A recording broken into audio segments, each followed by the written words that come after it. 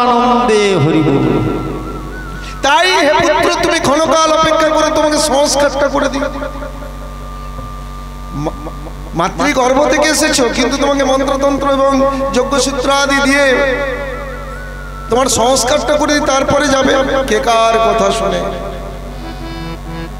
তিনি তো সংস্কার হয়েই এসেছেন। তাই সেই সুকমণি সুখদেব গোস্বামী প্রভাত চলেছেন পিছনে পিছন মায়ার দ্বারা আকৃষ্ট হয়ে। পুত্র, তুমি ক্ষণকাল অপেক্ষা করো, দাঁড়িয়ে যাও না। সুখদেব গোস্বামী প্রভাত চলেছেন। যেতে যেতে যেতে যেতে ব্যাসদেব দেখলেন সেই পথের ধারে সুন্দর একটি সুশোভিত ফুল ফলে শোভিত উদ্যান। সেই উদ্যানের মধ্যে একটি স্বচ্ছ নির্মল স্ফটিকবৎ একটি সরোবর রয়েছে। আর সেই সরোবরে সদ্য যৌবনা প্রাপ্ত কুমারী মায়েরা বিবস্ত্রা হয়ে স্নান করছে। ব্যাসদেব পিছন পিছন যাচ্ছে। 16 বৎসরের ছেলেটা চলে গেল। ব্যাসদেবকে যেই না দেখেছে, সেই সদ্য যৌবনা প্রাপ্ত কুমারী মায়েরা তারা বিবস্ত্র ছিলেন। প্রত্যেকে বস্ত্র টেনে নিয়ে তাদের লজ্জা নিবারণ করার চেষ্টা করছে। ব্যাসদেব দাঁড়িয়ে বললেন, বাবা বাবা বাবা, প্রণাম আদি করে বললেন, মা, আমি তোমাদেরকে একটা প্রশ্ন করতে পারি? বলুন। আচ্ছা, আমার পুত্র 16 বৎসরে সদ্য যৌবনে পা দিয়েছে এবং তদুপরি বিবস্ত্রা মানে ল্যাংটো তোমাদের সামনে দিয়ে চলে গেল। তোমরা লজ্জা ঢাকার জন্য বিন্দু মাত্র চেষ্টা করলে না।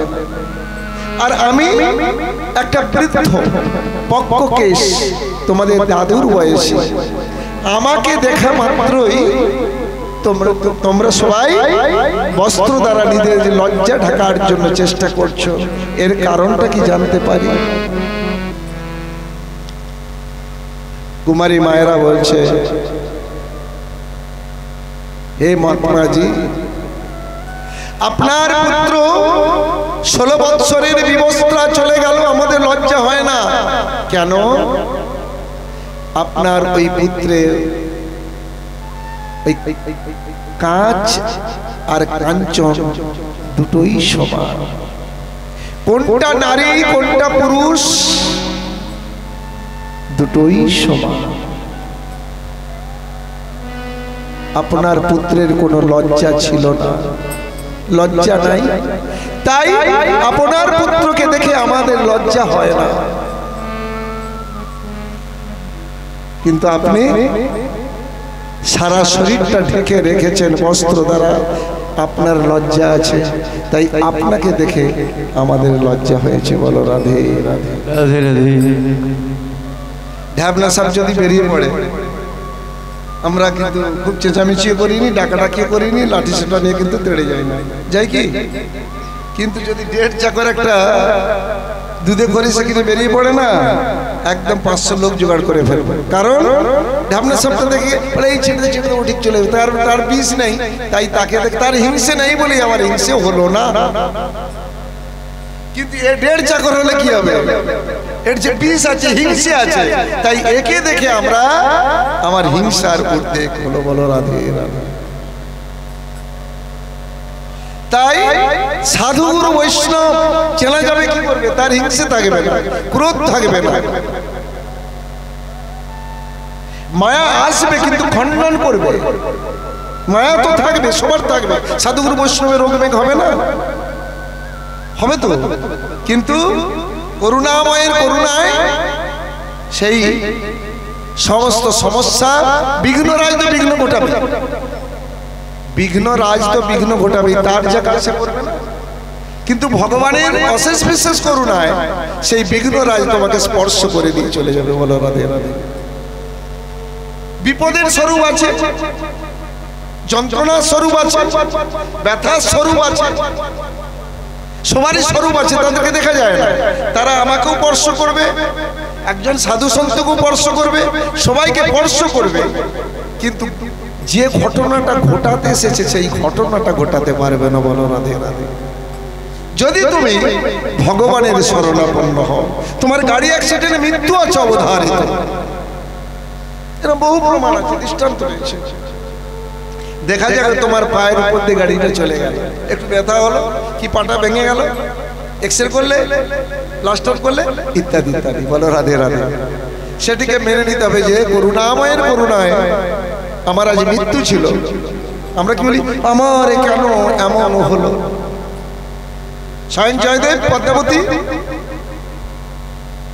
যখন শ্রীক্ষেত্রে প্রভু জগন্নাথ দেবের দর্শন যাচ্ছেন, ঘন গভীর জঙ্গল পথের মধ্য দিয়ে যাচ্ছে, যেতে যেতে অসুস্থ স্বামী তো পদ্মাকে বলছে, পদ্মা আমি বড় পিপাসার্থ, একটু চল। স্বামী ক্ষণকাল অপেক্ষা করো। মাটির কলসি ছিল, সেই কলসি করে জল আনতে গিয়েছে, আর একদল দুষ্কৃতী সেই জয়দেবের এখান থেকে এই হাতটা আলাদা করে দিল দেহ থেকে।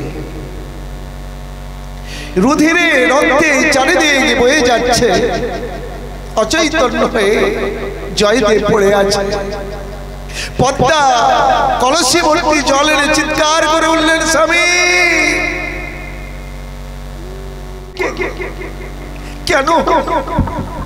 সেই কলসির জল নিয়ে জয়দেবের চোখে মুখে দিচ্ছে, বুকের মধ্যে আছড়ে পড়ছে, স্বামী তুমি আমার সকল চাওয়ার পাওয়া, তুমি আমার বেঁচে থাকার আশা, তুমি আমার সকল কাজের দিশা, তুমি ছাড়া আর যে আমার কান্না করছে।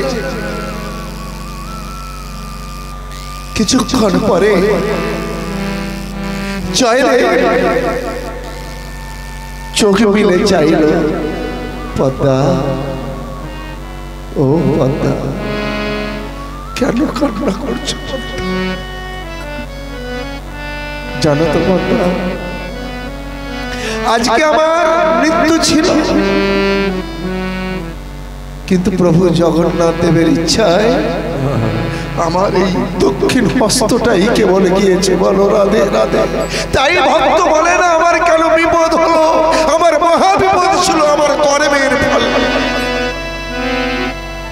কিন্তু করুণাময়ের করুণায় আমার সেই বিপদ থেকে আমি মুক্ত হয়েছি। কোনোদিন ভগবানকে দোষ দিতে নাই। আমার যে কর্মফল আমাকে তো ভোগ করতে হবে, কিন্তু আমার দুঃখ এটাই হবে, প্রভু আমার যে কর্মফল কত দুর্দশা, আমি নোংরা করছি আর তুমি হাত দিয়ে পরিষ্কার করছো।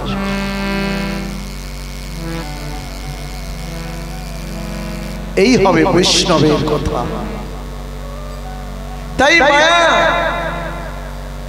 মায়াধীশ কোথায়? একমাত্র ভক্ত সঙ্গে ভগবানের কথামৃত যেখানে বরিশন হয়।